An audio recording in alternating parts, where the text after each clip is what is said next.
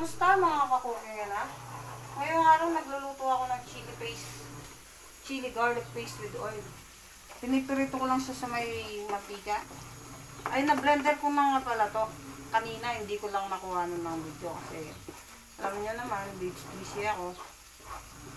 Yung ginawa ko lang dito mga kakuking yun ay pinirito ko lang siya. Hanggang sa nakikita nyo to. Siyempre nakikita nyo yan, naka-video eh.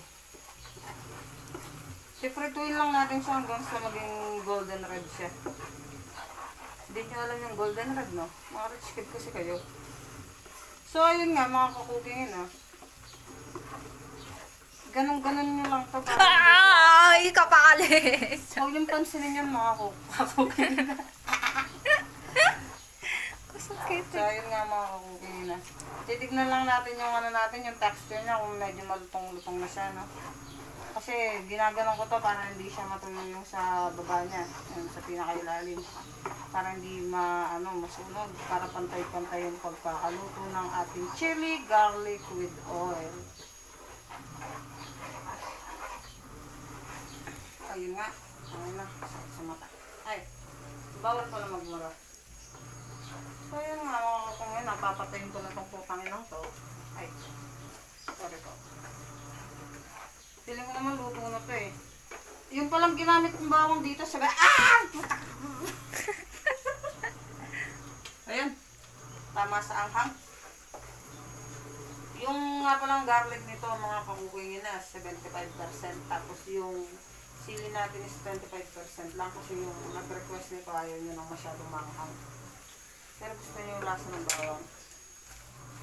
So, ayun nga mga kakukong yan, huwag nyo masyadong pag golden red kasi mainit yung kawali natin, mangingitim pa ito mamaya. Yan, kaya nyo lang siya sa kawali, ginaganon-ganon lang yan. Mukha siyang tae. Diba? Ang ganda yan, oh. Yummy. Pwede nyo itong pagilamos mga kakukong yan, kung sawa na kayo sa buhay nyo. Pwede nyo siyang gawing deodorant din. O ipantapar sa sugat nyo. Ganun. Diba? Tignan mo naman yung ating chili garlic na may pinrito sa ano. Diba? Tignan nyo naman yan. Tignan nyo naman yan. Ba't ka pa bibili kung pwede ka namang gumawa ng sayo? Alam mo kung hindi siya ginamitan ng MSG.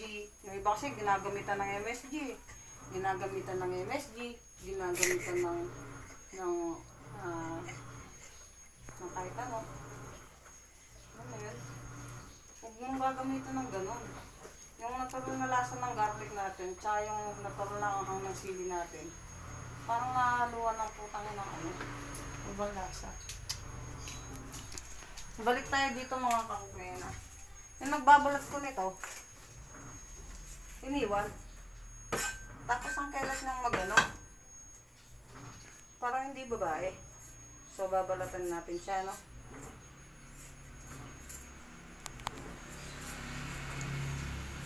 I-fast forward na mo, no?